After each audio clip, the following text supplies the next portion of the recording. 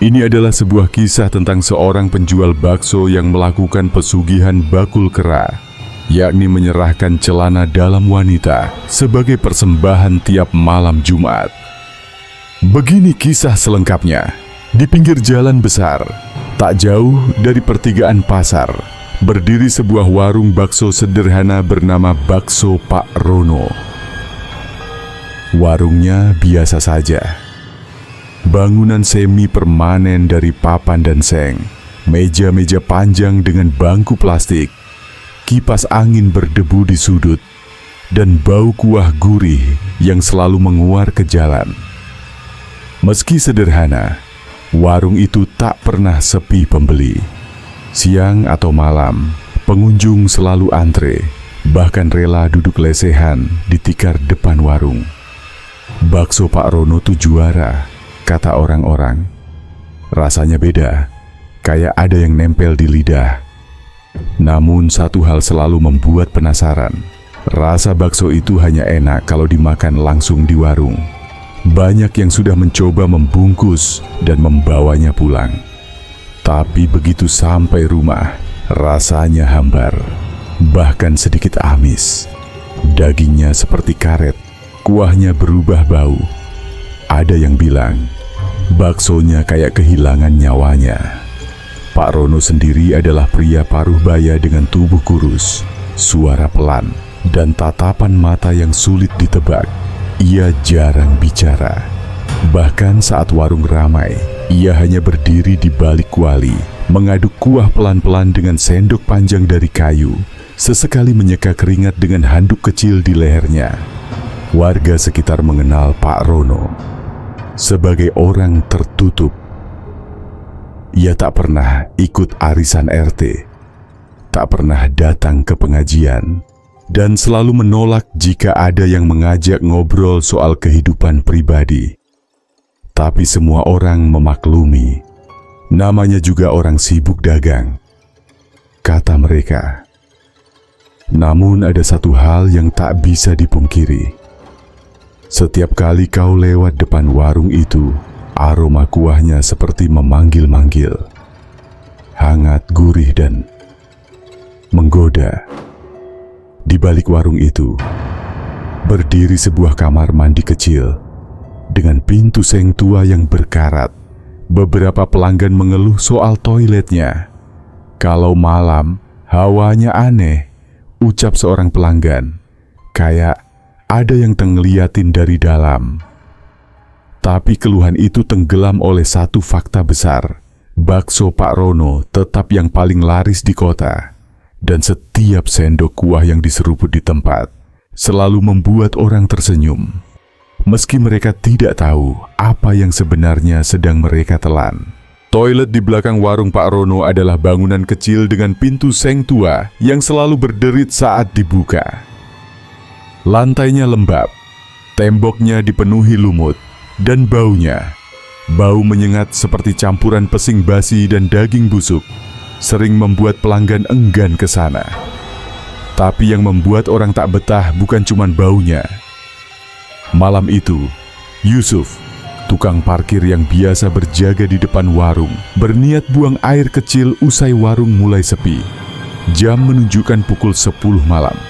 Langit gelap tanpa bintang. Ia berjalan ke belakang warung sambil bersiul pelan, namun langkahnya melambat saat ia melihat pintu toilet terbuka sedikit. Loh, siapa yang belum nutup?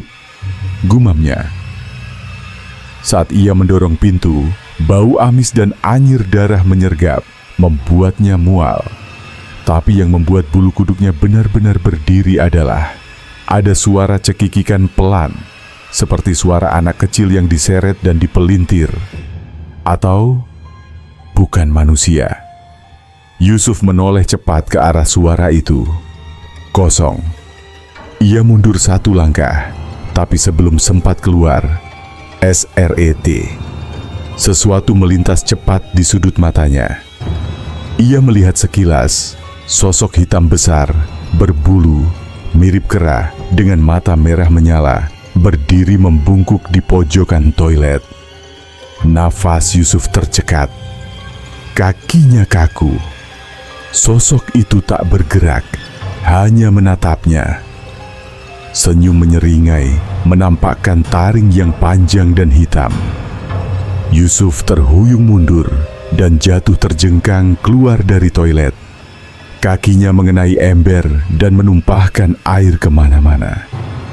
Ia bangkit, lari sekencang mungkin, tanpa menoleh lagi. Esoknya, ia mengundurkan diri sebagai tukang parkir, tanpa menjelaskan apapun. Beberapa minggu kemudian, kejadian serupa menimpa seorang ibu hamil yang nekat buang air di sana. Ia keluar dalam keadaan menangis, menggigil, dan berulang-ulang berkata, Dia berdiri di belakang saya, ngelus rambut saya." Desas-desus mulai menyebar. Warung bakso Pak Rono disebut-sebut berhantu. Namun anehnya, meski rumor makin liar, jumlah pembeli tidak berkurang, malah bertambah. Bahkan orang-orang dari luar kota mulai berdatangan, penasaran mencoba bakso legendaris itu. Pak Rono, ia tetap diam, tetap mengaduk kuali dengan ekspresi datar. Dan setiap malam, asap tipis dari dapurnya selalu terlihat menjalar ke arah toilet, seperti ada yang mengalir atau memberi makan sesuatu di sana. Suatu sore yang mendung, seorang food vlogger bernama Randy datang ke warung bakso Pak Rono. Ia dikenal suka mengeksplor kuliner-kuliner ekstrem dan misterius. Video-videonya sering viral karena membongkar tempat makan yang enggak biasa. Warung Pak Rono sedang ramai. Seperti biasa, pengunjung datang silih berganti, menyeruput kuah hangat dengan ekspresi puas. Randy mengambil tempat duduk di pojokan, menyiapkan kamera, dan mulai merekam. Katanya, bakso di sini enak banget, tapi cuma kalau dimakan di tempat. Kalau dibungkus katanya rasanya aneh. Jadi hari ini, kita akan coba langsung dan bawa pulang juga, ucapnya ke kamera. Pak Rono menatapnya sekilas dari balik dapur. Sorot matanya tajam, tapi ia tetap melayani seperti biasa. Randy mencicipi bakso pertama. Ia mengangguk pelan. Wow, ini enak. Gila, gurihnya kayak nempel di tenggorokan. Setelah makan, Randy meminta 1 porsi dibungkus. Ia pamit dan melanjutkan perjalanan pulang sambil terus merekam. Namun malam harinya, ia mengunggah video singkat di Instagram Story. Dengan wajah pucat, ia terlihat sedang muntah di kamar mandi. Teman-teman, gua nggak ngerti. Tadi pas nyoba bakso yang dibungkus, rasanya beda banget. Asem, amis, kayak bau bangkai. Tenggorokan gua perih banget, perut melilit. Gua kira ini cuma mitos, tapi ini nyata. Keesokan harinya, Randy dirawat di rumah sakit, dan dokter tak bisa menjelaskan penyebab pasti keracunannya. Semua makanan lain yang ia makan aman. Hanya satu yang mencurigakan, bakso bungkus dari warung Pak Rono. Seminggu kemudian, mantan karyawan warung itu, seorang pemuda bernama Iman, muncul di kolom komentar video Randy, menulis 1 kalimat pendek. Dia masak pakai sempak tiap pagi. Komentar itu meledak. Ratusan orang bertanya, menggali, tapi Iman tak membalas lagi. Akhirnya, tim dokumenter YouTube mencoba melacaknya dan berhasil mewawancarainya secara anonim. Dengan wajah ditutupi masker dan hoodie, Iman mengaku pernah bekerja selama 2 bulan di warung tersebut. Setiap subuh, sebelum warung buka, Pak Rono masuk ke dapur, bawa kantong plastik warna hitam. Isinya celana dalam wanita. Beberapa masih ada noda darahnya. Iman juga bercerita tentang kuali tua berwarna kehitaman yang tidak pernah diganti sejak warung dibuka. Dia selalu masak pakai itu, gak boleh disentuh. Dia bilang, itu tempat hidup. Kadang aku dengar suara kayak binatang dari dalam kuali waktu dia aduk kuah. Kayak suara mendesis atau erangan halus.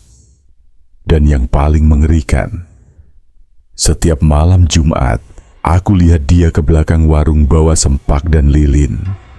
Dia masuk ke toilet, kadang keluar sambil nangis, kadang senyum sendiri. Tapi habis itu, warung makin rame. Desas-desus makin liar. Ada yang bilang, Pak Rono dapat ilmu dari gunung. Ada juga yang percaya dia bersekutu dengan roh jalang dan sempak-sempak itu adalah persembahan. Tapi tak satu pun bisa membuktikan. Karena siapapun yang mencoba menyelidiki selalu jatuh sakit, hilang ingatan, atau menghilang. Malam itu hujan deras, jalanan lengang. Di balik tirai plastik dapur warung, Pak Rono sedang berlutut, mengenakan kain putih yang sudah pudar. Di depannya ada kuali tua berjelaga yang mengepulkan uap tipis meski kompor belum menyala. Tangannya gemetar saat membuka kantong hitam lusuh dan mengeluarkan celana dalam wanita berendah, masih basah. Ia menaruhnya ke dalam kuali, lalu mulai membaca mantra yang tak bisa dimengerti. Suaranya berat dan serak, seperti berasal dari tenggorokannya. Tapi kadang terdengar seperti ada suara lain yang ikut bersenandung dari dalam kuali. Tiba-tiba, lampu berkedip. Uap dari kuali menggumpal dan perlahan membentuk sosok kera besar berwajah manusia, bermata merah menyala, berdiri melingkar di sudut dapur. Tubuhnya berbulu lebat, tangannya panjang menjulur hampir menyentuh lantai, dan dari mulutnya menetes cairan hitam pekat yang menyebar bau amis menusuk. Pak Rono merunduk lebih dalam. "Shh, persembahanmu malam ini kurang. Aku ingin lebih," bisik suara dari balik kuali, parau tapi memerintah. Pak Rono terisak. Sulit cari lagi. Rumah warga mulai pasang CCTV. Curilah, bohongilah, gunakan tipu dayamu. Kalau tidak, kau tahu akibatnya. Tubuh Pak Rono langsung gemetar hebat, dan suara cekikikan bergema dari dalam dapur. Kera itu menghilang, menyisakan hawa panas dan aroma daging terbakar. Sementara itu, di sisi lain kota, seorang pemuda bernama Awan, lulusan pesantren yang baru saja membuka warung bakso sendiri tak jauh dari Pak Rono, mulai merasa aneh. Warungnya selalu sepi, meski bahan-bahan yang ia gunakan berkualitas dan harganya lebih murah. Ia mulai curiga pada tetangganya yang terlalu sukses. Suatu malam saat warung Pak Rono tutup, Awan diam-diam menyelinap ke belakang. Ia mengintip dari celah dinding kayu dapur dan melihat sesuatu yang membuat darahnya membeku. Pak Rono sedang mencuci celana dalam lusuh dalam baskom berisi darah. Lalu menenggelamkannya ke dalam kuali tua yang terus mengeluarkan asap tebal. Dan dari dalam asap itu, dua mata merah menatap lurus ke arah Awan. Tanpa sadar, Awan menjatuhkan sendalnya. Suara itu memecah keheningan. Pak Rono mendongak cepat. "Ah, ada orang?" bentaknya. Awan lari terbirit-birit tanpa menoleh lagi. Tapi saat sampai di rumah, ia menemukan sesuatu di depan pintunya. Seekor kera mati, berdarah, dengan sempak melilit lehernya. Keesokan harinya, Awan mendatangi seorang ustaz tua di kampung. Ia menceritakan semuanya. Sang ustaz terdiam lama, lalu berkata pelan, "Itu pesugihan kera asmara laya. Ia butuh pengorbanan berupa kehinaan wanita. Karena itu celana dalam, karena itu bau amis, dan karena itu hanya bisa dinikmati di tempat. Roh pesugihan itu tinggal di warung. Ia tak mau rasa nikmat itu dibawa keluar." Awan menggenggam tasbihnya. "Kalau begitu, harus dihentikan, Ustaz. Ini bukan hanya dagangan. Ini menyesatkan orang-orang." Sang Ustaz mengangguk, namun wajahnya tetap serius. "Kalau kau betul-betul ingin menghentikannya, kau harus berani masuk ke warung itu dan bakar kualinya." Awan menelan ludah. Ia tahu, ini bukan cuma soal warung laris atau tidak. Ini soal malaikat lapar yang diberi makan oleh manusia dengan harga yang lebih mahal dari sekadar semangkuk bakso. Malam Jumat, jam menunjukkan pukul 1:45 dini hari. Langit gelap tanpa bulan, hanya kilat sesekali menyambar jauh di ufuk barat. Suasana sunyi, hanya suara gerimis dan gesekan daun pisang di belakang warung yang terdengar samar. Awan mengenakan jaket tebal dan membawa tasbih serta botol air ruqyah, berdiri di depan warung Pak Rono bersama Ustaz Marzuki, seorang kiai sepuh yang dikenal punya ilmu tinggi. Di tangannya, Ustaz membawa kitab lusuh dan segenggam garam kasar. Begitu kau lihat kualinya, jangan ragu. Tuangkan air ini, lalu bacakan ayat ini. Bisik Ustaz Marzuki sambil menyerahkan secarik kertas. Awan mengangguk. Tangan gemetar. Wajahnya pucat tapi tekadnya bulat. Mereka merangsek masuk ke dapur lewat celah dinding belakang yang sudah dilubangi diam-diam. Aroma amis menyambut seperti biasa. Tapi malam ini lebih tajam, menyengat sampai ke kepala. Dan di sanalah kuali tua itu berdiri, besar, hitam, lengket dengan kerak berwarna merah kehitaman dan bergelembung meski kompor mati. Di sekitarnya ada puluhan celana dalam wanita. Sebagian sudah lapuk, sebagian masih basah, tergantung di kawat jemuran yang dipasang melingkar seperti altar sesat. Awan mendekat pelan, membaca ayat-ayat yang dia hafalkan sejak kecil. Ustaz Marzuki berdiri di belakangnya, mulai melantunkan doa perlindungan. Tiba-tiba, kuali itu mengeluarkan jeritan, seperti suara wanita, dicampur ringkikan kera, memekakan telinga. Dari dalam kuali, asap hitam menyembur, membentuk sosok kera besar berwajah wanita setengah busuk. Matanya merah menyala, rambut panjang kusut menjuntai hingga ke lantai, dan taringnya menganga, seperti hendak mencabik. "Berani kau mengusik pertemuanku dengan pemujaan?" Awan menjerit, tapi Ustaz Marzuki berdiri tegak. Ia lempar segenggam garam ke arah makhluk itu sambil berteriak, "Bismillah, inilah akhirmu, makhluk terkutuk." Makhluk itu meraung. Api menyala dari dasar kuali, tapi Awan dengan sekuat tenaga menyiramkan air ruqyah langsung ke dalam kuali, lalu menjatuhkan batang kayu yang telah direndam minyak tanah ke dalamnya. Allahu Akbar. Kuali itu meledak kecil. Asap hitam tebal membumbung ke langit-langit. Jeritan melengking pecah. Celana dalam yang tergantung terbakar satu persatu, melilit dan jatuh ke lantai seperti ular terbakar. Pagi harinya, warga menemukan warung Pak Rono hangus terbakar. Tak ada yang tahu apa penyebabnya. Pak Rono menghilang. Tak ditemukan jasadnya. Tak ada jejak keberadaannya. Namun anehnya, di antara puing-puing hangus, polisi menemukan kuali besi besar yang masih utuh, meski dapur sekitarnya hangus total. Di dalam kuali itu, hanya ada satu benda, celana dalam wanita. Terbakar sebagian, namun tetap utuh bagian tengahnya. Dan sejak malam itu, warga sekitar sering mendengar suara sendok beradu dengan mangkok dari tengah warung yang sudah jadi puing. Kadang, ada yang mencium aroma kuah bakso. Dan di malam-malam tertentu, sesosok kera hitam masih terlihat duduk di bekas tempat cuci piring, mengunyah perlahan, sambil tertawa lirih.